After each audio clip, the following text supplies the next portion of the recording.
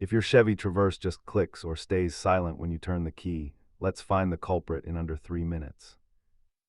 Over 70% of no-start issues on this platform link back to simple battery or connection problems, not major engine failure. Before you call a tow truck, follow this systematic diagnostic approach. Always start by verifying your battery health and checking for any stored fault codes that the computer might be throwing. Beyond the battery, check the ground straps for rust and inspect the starter fuse located in the engine bay block. If the engine cranks but won't fire, you are likely looking at a fuel pump failure or a lack of spark.